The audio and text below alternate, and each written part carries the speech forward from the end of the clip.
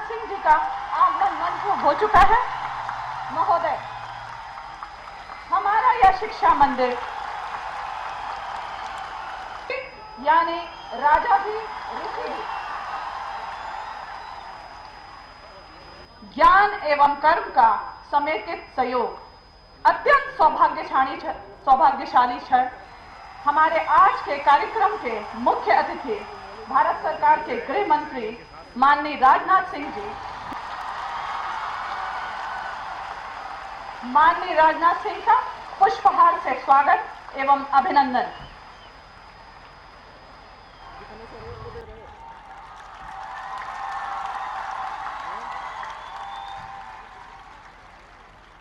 कौन से सर्वर पे दे रहे हैं? 12 पे कर दिया। मिल रहा है?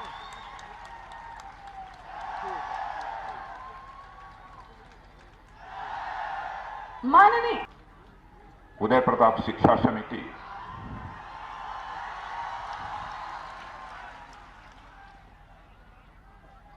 के अध्यक्ष आदरणीय न्यायमूर्ति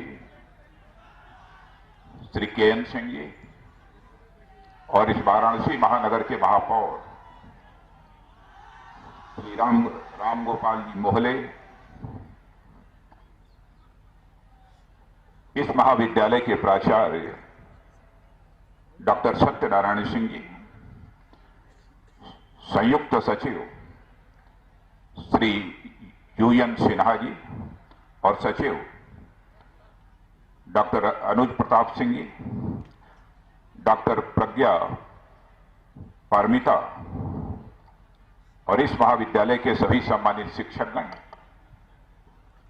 सभी सम्मानित अभिभावकगण, प्रिय छात्र एवं छात्राओं, यह मेरा सौभाग्य है कि आज उत्तर प्रदेश की एक मानी जानी संस्था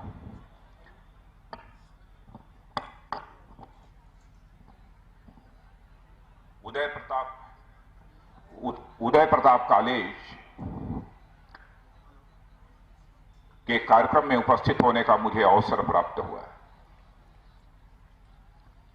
मैं जानता हूं कि उदय प्रताप कॉलेज का एक बहुत ही गौरवशाली इतिहास है। मुझे स्मरण है कि जब Aditya Narayan government inter college Chakia से मैंने हाई स्कूल पास किया था, तो उस समय मैंने अपने पिताजी से और अपने बड़े भाइयों से यही आग्रह किया था कि मैं इंटरमीडिएट की शिक्षा यदि प्राप्त करना चाहूंगा तो उदय प्रताप कॉलेज वाराणसी से ही मैं अपनी शिक्षा प्राप्त करना चाहूंगा।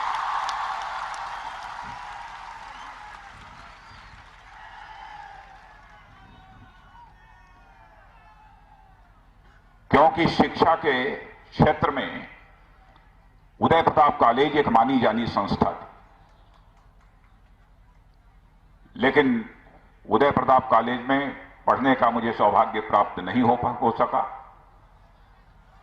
इसलिए इंटरमीडिएट मैंने Aditya Narayan government inter college Chakia से ही किया था।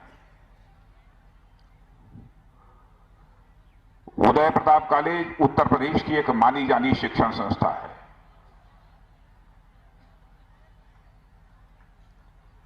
और मैं कह सकता हूं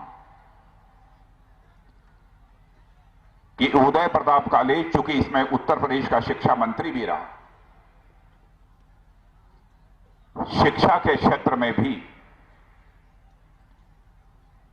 एक अपना अग्रणी स्थान रखता है। और मुझे यहां जानकारी दी गई कि यहां के बच्चे नकल नहीं करते हैं।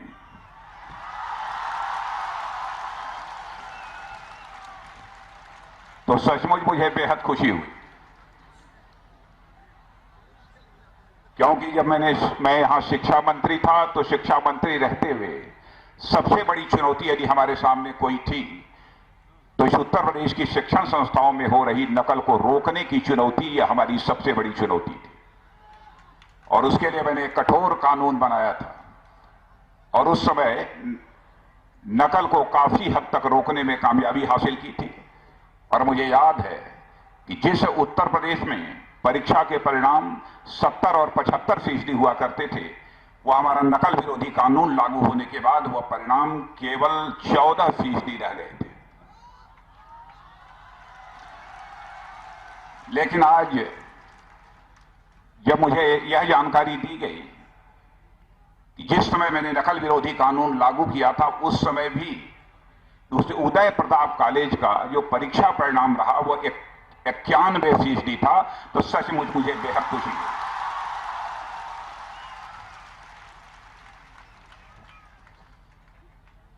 और मैं अपने प्रिय छात्र छात्राओं से यही कहना चाहूंगा कि आप देश की सर्वाधिक प्रतिष्ठित शिक्षण संस्था के छात्र हैं और आप सभी चाहते होंगे कि शिक्षण संस्था से अपनी शिक्षा पूरी करने के बाद अपना शानदार और सफल करियर प्राप्त करें, यह आपकी दिली ख्वाहिश होगी। मैं भी अपने आप सबको शुभकामनाएं देता हूं कि आप इस शिक्षण संस्था से शिक्षा प्राप्त करने के बाद आप एक शानदार करियर हासिल करें, यह हमारी शुभकामना है।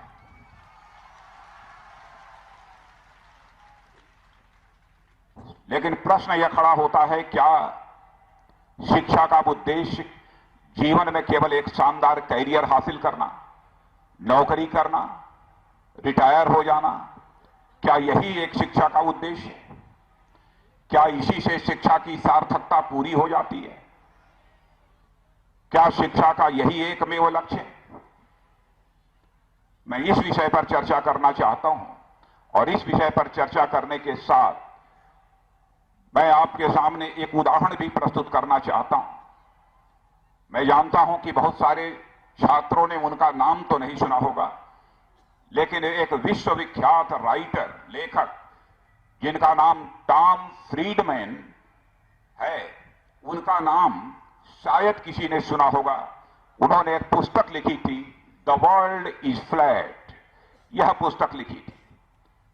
उसी विख्यात लेखक टॉम फ्रीडमैन ने 15 साल पहले लंदन से प्रकाशित होने वाले द गार्जियन समाचार पत्र में एक लेख लिखा था और उस लेख की हेडिंग थी इन्फोसिस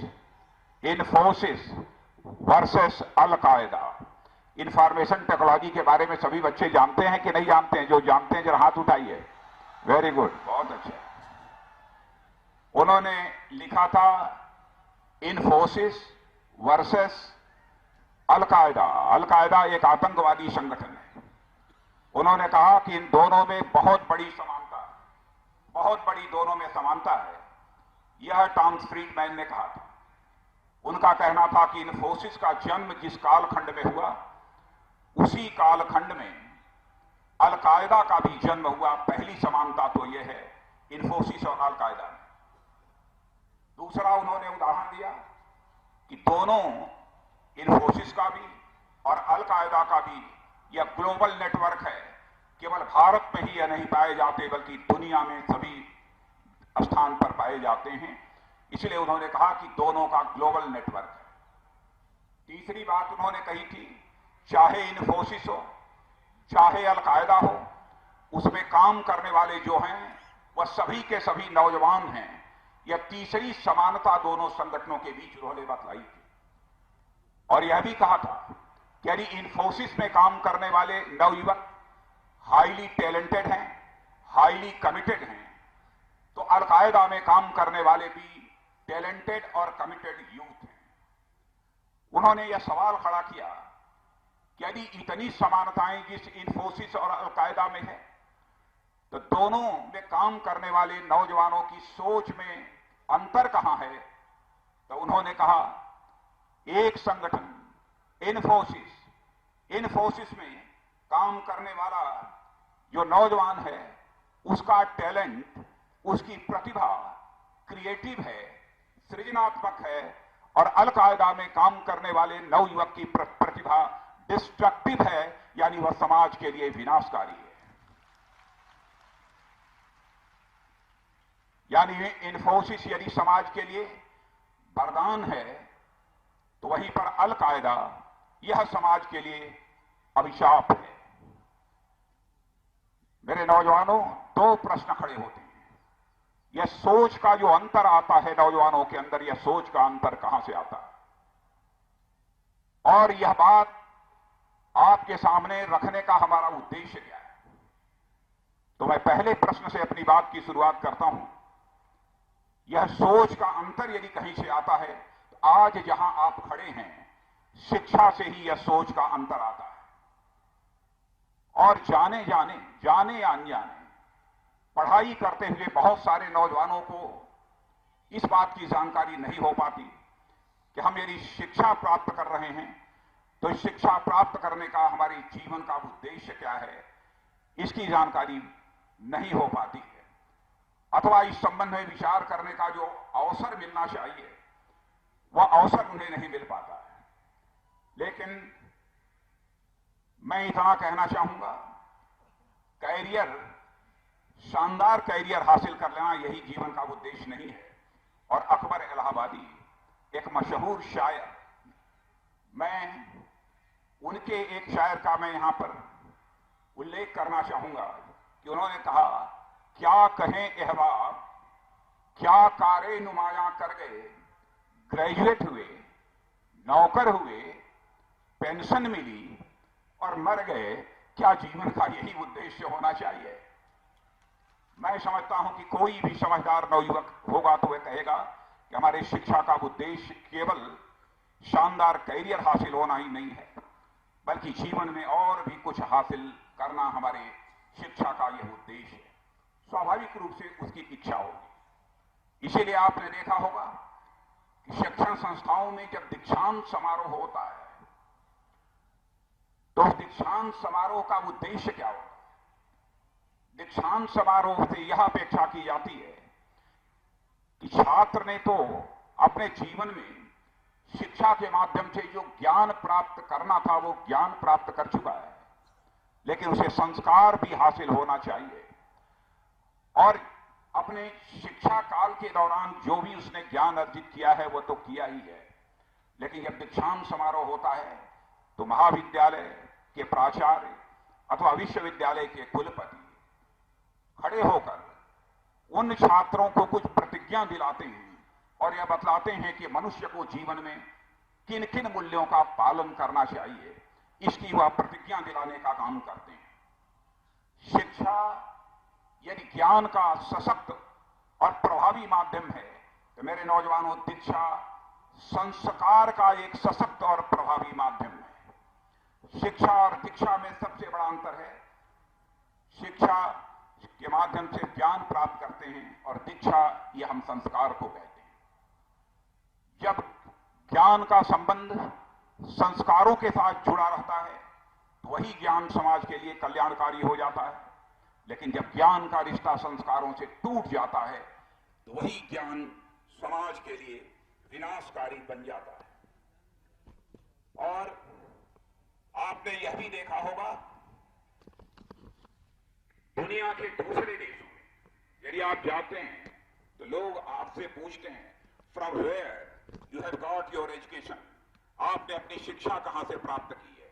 लेकिन भारत के किसी भी कोने में चले जाइए तो आपकी शिक्षा के संबंध में यदि किसी को जानकारी हासिल करनी होगी तो वह यह नहीं कहेगा from where you have got your education, बल्कि वह पूछेगा कि आपकी शिक्षा दीक्षा कहां से हुई है, यानी आपको ज्ञान कहां से प्राप्त हुआ है और संस्कार कहां से प्राप्त हुआ है, यह सवाल वह करेगा।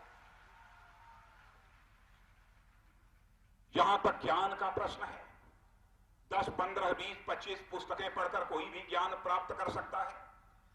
1.5-2 घंटे इंटरनेट पर एक ही विषय पर सर्फिंग कर ले और महीने, 1.5 महीने, 2 महीने इंटरनेट पर सर्फिंग कर ले तो वह भी ज्ञान प्राप्त कर सकता है। अतः शिक्षा किसी विषय वस्तु का ज्ञान प्राप्त करना, हम इसे कहते हैं, परंतु दीक्षा आपके मन, आपके विचार, आपके मूल्य, आपके सिद्धांत, इन सबको मिलाकर आपके व्यक्तित्व का निर्माण करता है। और जो दीक्षा के माध्यम से आपका व्यक्तित्व बनता है वही आपके जीवन में आपके ज्ञान का उपयोग करता है।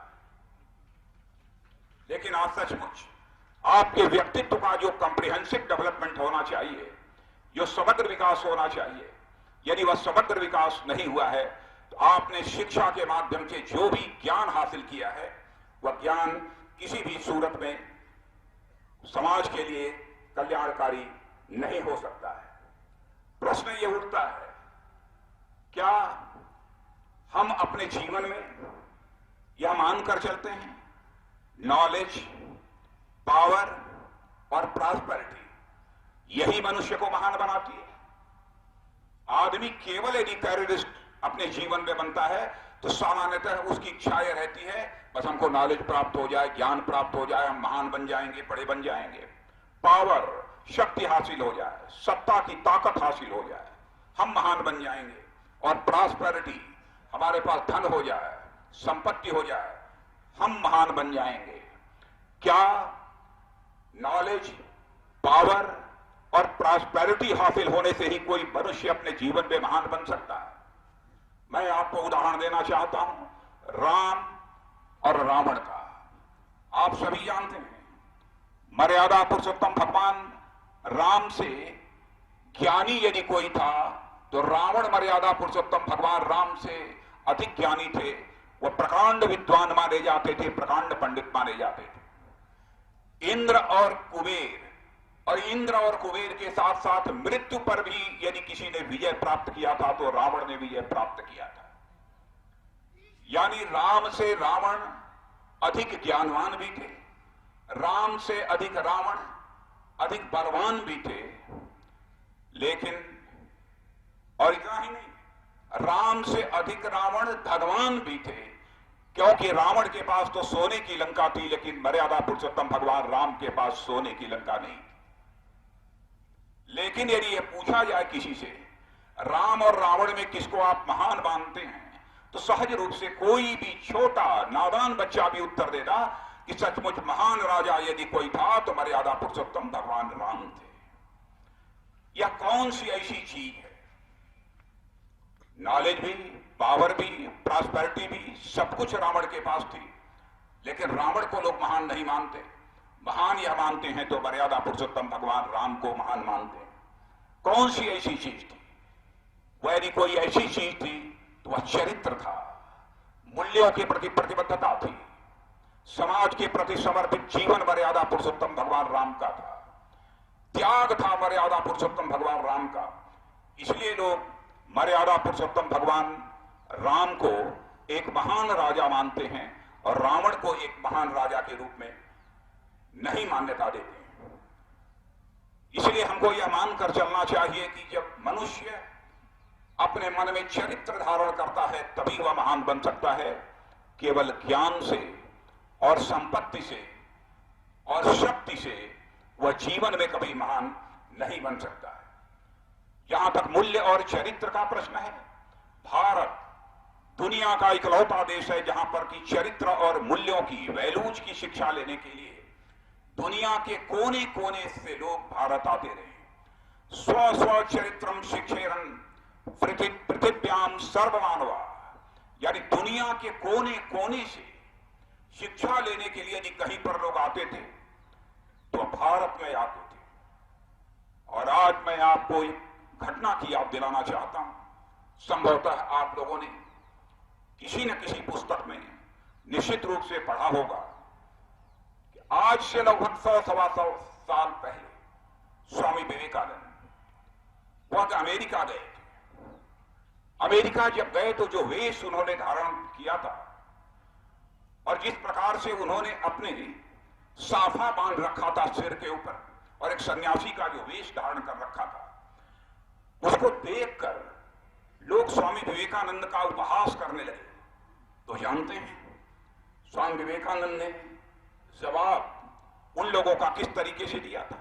उन्होंने कहा था, in your country tailor makes the man but in our country character makes the man. यह स्वामी विवेकानंद ने कहते हुए उनको जवाब दिया।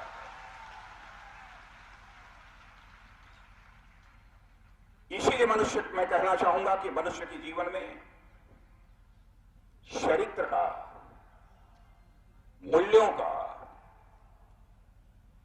आचरण का, सबसे बड़ा महत्व होता है। और आज देख रहे हैं कि वर्तमान जो शिक्षा व्यवस्था है, इस व्यवस्था के परिणाम स्वरूप कैसे हालात पैदा होते जा रहे हैं। हजारों वर्ष पहले वेदों में कहा गया था, तेन त्यक्तेन भुंजीता मां गृह कश्चित धनम। भोग भी करना है, कुछ ग्रहण भी करना है तो त्याग पूर्वक ग्रहण करो, दूसरे के धन का लोभ न करो। यह वेदों में कहा गया है। और यह भी कहा गया है कि जब आवे संतोष धन तब सब धन धूलि समान। यदि मनुष्य के अंदर संतोष पैदा हो जाए तो चाहे उसके सामने कितनी भी बड़ी संपत्ति क्यों ना आ जाए, वह धूल के समान है। लेकिन आज हमारे नौजवानों की यदि जुबान पर यदि कोई गाना यदि होता है तो ये दिल मांगे मोर, पिक्चर में ये दिल मांगे मोर। क्या हमारे बच्चों को यही संस्कार चाहिए? मैं समझ सकता हूं कि सार्थक जीवन जीने के लिए इस प्रकार के संस्कार कभी भी प्रभावी नहीं हो सकते हैं। और मैं उदाहरण के साथ कह सकता हूं कि जो ये बातें सिर्फ कही गई हैं, वास्तविक जीवन में लोगों ने करके इसे दिखाई है, करके लोगों ने दिखाया है। भारत के अंदर भारत के राजाओं और महाराजाओं का जो इतिहास रहा है पुराना, उस इतिहास के पन्नों को पलटकर कोई देखे और दुनिया के दूसरे देशों के राजाओं और महाराजाओं के जीवन इतिहास के पन्नों को पलटकर कोई देखे तो स्वाभाविक रूप से इस नतीजे पर पहुंचेगा, दुनिया के दूसरे देशों के राजा और महाराजा जब तक मृत्यु नहीं हो जाती थी तब तक वह अपनी गद्दी नहीं छोड़ते थे, अपनी राजगद्दी से वह चिपके रहते थे। लेकिन दुनिया का इकलौता देश यह भारत है जहां पर कि राजा और महाराजा चाहे कितने भी बड़े राज्य के वह अधिपति क्यों न हो, लेकिन एक निश्चित आयु हो जाने के बाद वह अपने जीवन में संन्यास ले लेते थे और अपने किसी उत्तराधिकारी को वह राजगद्दी सौंप दिया करते थे। यह परंपरा यदि मिलेगी तो केवल और केवल भारत पर यह परंपरा मिलेगी, दुनिया के और किसी देशों में यह परंपरा आपको देखने को नहीं मिलेगी। आपको मैं याद दिलाना चाहता हूं कि मर्यादा पुरुषोत्तम भगवान राम, राजगद्दी उन्हें हासिल होनी चाहिए थी, लेकिन केवल पिता का एक आदेश पालन करने के लिए उन्होंने 14 वर्ष का वनवास स्वीकार किया था। 14 वर्ष का वनवास स्वीकार किया था। इस प्रकार का आदर्श यदि कहीं पर मिलेगा तो केवल और केवल वह भारत में मिलेगा। यह सब सारी बातें मेरे प्रिय छात्र छात्राओं जो मैं आपके सामने कह रहा हूं, आप सब ये कहोगे कि भविष्य के भारत और उसमें युवाओं की भूमिका से इन सब बातों का क्या रिश्ता है, इसे आप क्यों कह रहे हैं? इसलिए कह रहा हूं कि आप भारत को क्या बनाना चाहते हैं और पहले आप यह तय कर लें कि आप भारत को कैसा भारत बनाना चाहते हैं, तभी ना आप अपनी भूमिका तय कर सकेंगे कि हमें कैसे भारत का निर्माण करना है। मैं जानता हूं कि मैं बहुत सारे छात्रों से सवाल करता हूं कि आप भारत को क्या बनाना चाहते हो। बहुत सारे छात्र, ऊंची कक्षाओं के पढ़े हुए छात्र जवाब देते हैं कि हम भारत को सुपर पावर बनाना चाहते हैं। इकोनॉमिक्स का यदि कोई छात्र है तो यह कहेगा कि हम भारत को एक सुपर इकोनॉमिक पावर बनाना चाहते हैं। मैं गया था आज के 1.5 महीने पहले, एक सिम्बियोसिस इंटरनेशनल यूनिवर्सिटी पुणे की है, वहां छात्रों को संबोधित करने के लिए। वहां भी यदि मैंने सवाल किया तो कुछ छात्रों ने कहा कि साहब जल्दी से आपकी सरकार को कुछ ऐसा डेवलपमेंट करना चाहिए, इतनी तेजी से आर्थिक प्रगति करनी चाहिए कि भारत सुपर इकोनॉमिक पावर बन जाए, दुनिया में आर्थिक दृष्टि से सबसे शक्तिशाली भारत बन जाए। यह आपकी सरकार की तरफ से प्रयत्न होना चाहिए। लेकिन मैं कहना चाहता हूं, क्या सुपर पावर बन जाने से ही सारी समस्याओं का समाधान हो जाएगा? दुनिया में तो बहुत सारे देश सुपर इकोनॉमिक पावर रह चुके हैं, चाहे ब्रिटेन हो, फ्रांस हो, जर्मनी हो, जापान हो, इटली हो, और आज भी यदि देखा जाए तो अमेरिका और चाइना अब दोनों अपने को सुपर इकोनॉमिक पावर बनने लगे हैं। लेकिन कोई ये पूछे क्या अमेरिका और चीन दोनों के सुपर इकोनॉमिक पावर बन जाने के कारण क्या उनकी जो अपनी समस्याएं हैं उन समस्याओं का समाधान हो गया है? तो यही उत्तर मिलेगा, नहीं। मैंने देखा है, मैं चीन से अभी 4 दिन पहले मैं लौटा। 5 दिन चीन में रहने के बाद, वहां से भिन्न भिन्न प्रतिनिधिमंडल के लोगों से बात करने के बाद, वहां की सोशियो इकोनॉमिक कंडीशन की जानकारी हासिल करने के बाद मैं इस नतीजे पर पहुंचा हूं, चीन भी यह दावा नहीं कर सकता कि उसकी बहुत सारी सामाजिक आर्थिक समस्याओं का समाधान हो चुका है, अथवा मनुष्य को जीवन में जिस सुख और शांति की अपेक्षा रहती है वह सुख और शांति उन लोगों को प्राप्त हो रही है। इन सुपर इकोनॉमिक पावर माने जाने वाले देश में लोगों के अंदर हमको यह देखने को नहीं मिला। लेकिन हमारे जैसे गांव से निकले हुए एक साधारण परिवार के यदि व्यक्ति से यदि कोई पूछे कि आप भारत को क्या बनाना चाहते हो, क्या आप भारत को सुपर पावर बनाना चाहते हो, सुपर इकोनॉमिक पावर बनाना चाहते हो, तो मैं कहूंगा, मैं यदि भारत को बनाना चाहता हूं तो मैं जगत गुरु बनाना चाहता हूं, विश्व गुरु के पद पर मैं भारत को आसीन करना चाहता हूं। कोई हमसे पूछेगा जगत गुरु बनाने से आपको बनने से आपको क्या मिलने वाला है, तो मैं ये कहना चाहूंगा मेरे बच्चों, जो बहुत ताकतवर होता है, जो बहुत खूंखार होता है, उसके बगल में खड़े होने में भय की अनुभूति होती है, आनंद की अनुभूति नहीं होती है, क्योंकि उसका दबदबा, उसके शक्ति की दहशत रहती है मन के अंदर। लेकिन जगत गुरु के यदि बगल में यदि कोई खड़ा होता है तो वह एकदम सुख की और चैन की अनुभूति करता है, वह अपने को आनंदित महसूस करता है। मैं ऐसा नहीं चाहता हूं, मैं ऐसा नहीं चाहता हूं कि भारत एक ऐसा भारत बन जाए कि सारे विश्व में उसका दबदबा हो जाए, सबके ऊपर दहशत हो। भारत को तो हम ऐसा भारत बनाना चाहते हैं, इस जगत गुरु के रूप में भारत को खड़ा करना चाहते हैं कि दुनिया के लोगों के मन के अंदर भारत को लेकर दहशत और भय पैदा न हो, बल्कि भारत के प्रति लोगों के मन के अंदर एक सम्मान और श्रद्धा का भाव पैदा हो। हम एक ऐसे महान भारत का निर्माण करना चाहते हैं। और आज विज्ञान का छात्र होने के नाते मैं कह सकता हूं, और मैं ऐसे सैकड़ों उदाहरण आप सबको मेरे प्रिय छात्रों में दे सकता हूं, जिस आधार पर कोई भी यह मानने को मजबूर होगा कि भारत को जगत गुरु बनाने के लिए जितने फंडामेंटल्स की आवश्यकता होती है, सारे फंडामेंटल्स दुनिया के यदि किसी देश में मौजूद हैं तो वह केवल और केवल भारत में मौजूद हैं और दुनिया के किसी देश में नहीं। अभी मैं चीन गया था। चीन में एक सज्जन ने मुझसे चर्चा की कि वहां की पेइचिंग यूनिवर्सिटी के वाइस चांसलर हुआ करते थे मिस्टर हू शी। तो उन्होंने मुझे बतलाया, चीन के ही व्यक्ति ने बतलाया कि जो पेइचिंग यूनिवर्सिटी के vice chancellor mister Hu Shih थे, तो उन्होंने लिखा कि India has culturally dominated and controlled China for more than 2000 year without sending a single soldier to China. लगभग 2000 वर्षों तक सांस्कृतिक दृष्टि से भारत ने चीन के ऊपर अपना सांस्कृतिक प्रभाव रखा है। यह बात पेइचिंग यूनिवर्सिटी के vice chancellor mister Hu she ने कही है। यह वाक्य अपने आप में पर्याप्त है कि भारत के भविष्य की दिशा और विश्व में उसकी विशिष्टता क्या होगी, यह ठीक अच्छी तरह से समझा जा सकता है। मैं ऐसे ही एक फ्रांस, मैं समझता हूं कि जिन छात्रों ने हिस्ट्री पढ़ी होगी उनको इस बात की जानकारी होगी।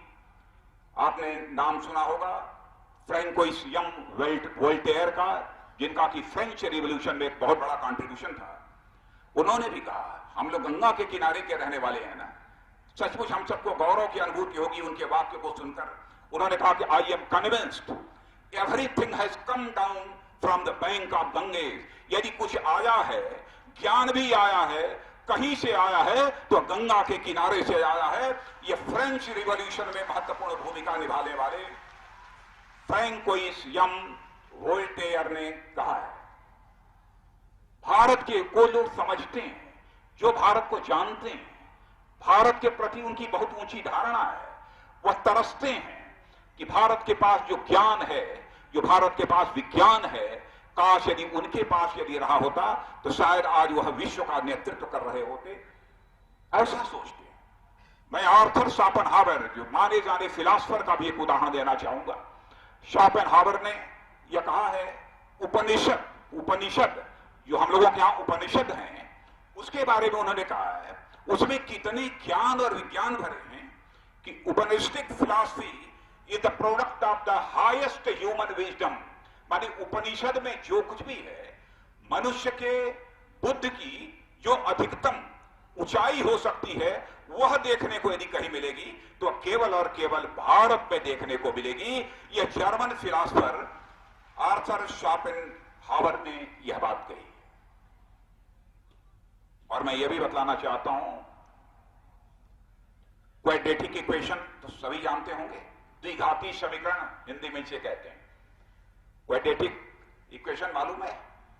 जरा हाथ उठाना, कितने बच्चों को मालूम है? हाँ, उसे द्विघाती समीकरण।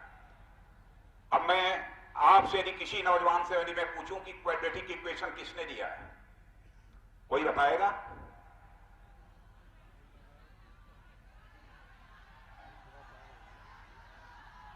किसने दिया? या सुनकर बतलाइए, बच्चे बतला रहे हैं।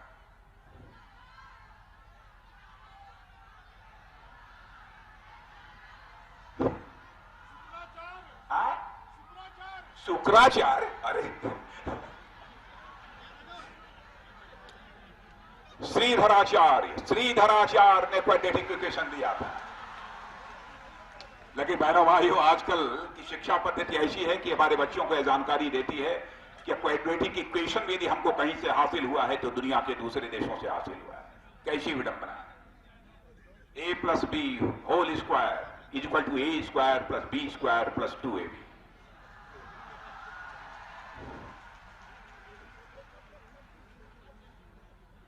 और यहां पर पाइथागोरस थ्योरम के बारे में मालूम है? पाइथागोरस थ्योरम किसने दिया? अब ये तो यहां तो उत्तर प्रदेश में भी मालूम हो गया है। किसने दिया? पाइथागोरस ने। क्या बोल रहे हैं बच्चे? बोधायन?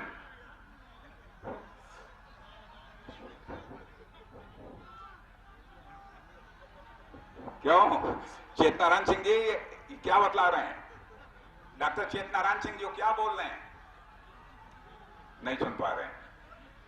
वैसे बच्चों, मैं आपको जानकारी देना चाहता हूं, इसको बोधायन ऋषि ने इस जो है प्रमेय को दिया था, इस थ्योरम को दिया था। बोधायन ऋषि ने दिया था, यह पाइथागोरस ने इस थ्योरम को नहीं दिया था। इस हकीकत को भी हमको समझना चाहिए। और मैं यह जानकारी देना चाहता हूं, दुनिया में आज के कुछ वर्षों पहले भिन्न भिन्न जो सभ्यताएं हैं, उन सभ्यताओं में विश्वास करने वाले, उन सभ्यताओं को मानने वाले लोगों से पूछा जाता था कि यह बतलाइए कि यह पृथ्वी की आयु कितनी है, यह पृथ्वी अस्तित्व में कब आई है। तो मैं जानता हूं और आपको भी इस बात की जानकारी होगी कि भिन्न भिन्न सभ्यता और संस्कृति के लोग यही कहा करते थे 10,000, 15,000, 20,000, 25,000, 30,000, 40,000 वर्ष पहले ही यह पृथ्वी अस्तित्व में आई। लेकिन हमारे देश के ऋषियों और मनीषियों ने पता नहीं हजारों वर्ष पहले अथवा लाखों वर्ष पहले यह कह दिया था, पृथ्वी यदि अस्तित्व में आई है तो 1.96 अरब वर्ष पूर्व है। पहले कोई मानने को तैयार नहीं था। तो एक सोलर सिस्टम के पार, जिसे सौर मंडल कहते हैं, सोलर सिस्टम के पार एक सैटेलाइट के माध्यम से एक मैसेज, कोडेड मैसेज कार्ल सगन ने भेजा। और कार्ल सगन, वह कोडेड मैसेज जो भेजा जाता है, यह पता लगाने के लिए सैटेलाइट के माध्यम से कि जाकर देखो, कुछ चीजों के आधार पर यह एसेस किया जा सकता है, इसका मूल्यांकन किया जा सकता है कि वास्तव में इस विश्व में कौन सी सभ्यता और कौन सी ऐसी संस्कृति है जो सबसे पुरानी है।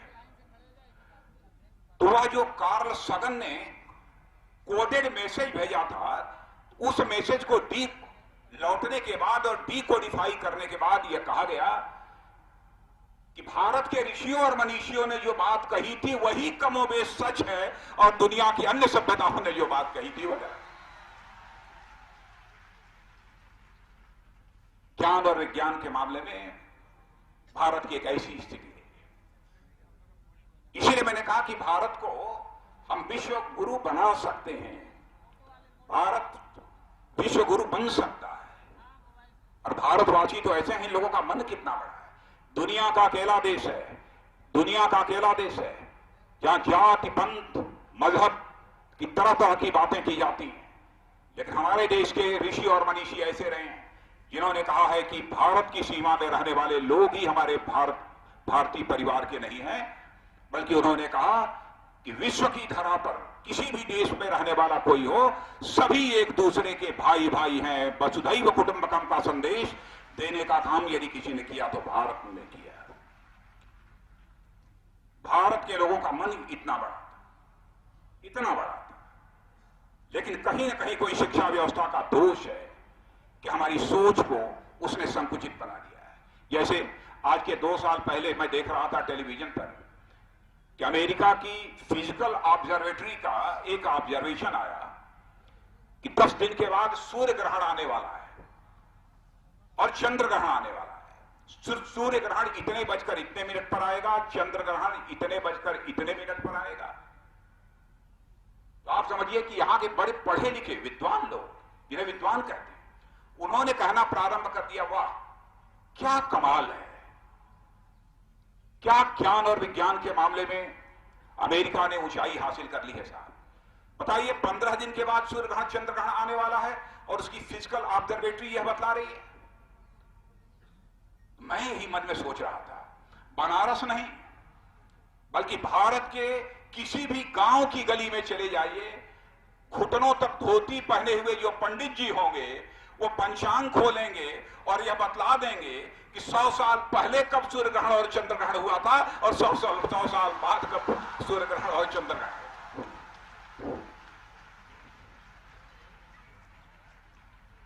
इसलिए भारत की संस्कृति पर, भारत के जीवन मूल्यों पर मेरे छात्रों हमको नाज होना चाहिए। उसको कैसे हम अपने जीवन में अब उतार सकते हैं, कैसे हम उसे अपने चित्त में बैठा सकते हैं। मैं समझता हूं कि जीवन का इससे बड़ा और कोई दूसरा उद्देश्य नहीं हो सकता है।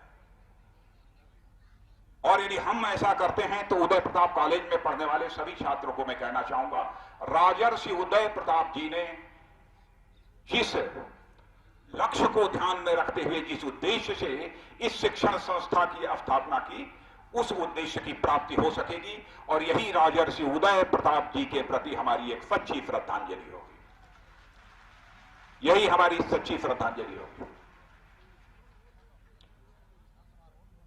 और अंत में नौजवानों को मैं यही कहना चाहूंगा कि आप सब अपनी शिक्षा दीक्षा हासिल करने के बाद जहां भी जाएं, जिस भी क्षेत्र में जाएं, उदय प्रताप कॉलेज का नाम रोशन करें, वाराणसी का नाम रोशन करें। यह हमारी इच्छा है। और किसी भी सूरत में उदय प्रताप कॉलेज और वाराणसी, इसके नाम के ऊपर कोई धब्बा अथवा कोई कलंक न लगने दें, यही अपनी तरफ से प्रयत्न होना चाहिए। ये मैं यही सभी छात्रों से मैं अपील करूंगा। आज के अवसर पर इस उदय प्रताप कॉलेज के शैक्षिक परिसर में आने से सचमुच मुझे बहुत ही सुखद अनुभूति हुई है। और मैं विशेष रूप से आदरणीय न्यायमूर्ति के.एन. सिंह जी के प्रति अपने सम्मान की अभिव्यक्ति करता हूं कि उन्होंने मुझे आदेश दिया कि बहुत हो चुका, वर्षों से हम लोग बुला रहे हैं, आप नहीं आए हैं, आपको आना ही होगा। मैंने कहा आपका आदेश है तो 15 दिन पहले ही मैं वाराणसी आया था, फिर से मैं वाराणसी आऊंगा और उदय प्रताप कॉलेज के कार्यक्रम में मैं भाग लूंगा।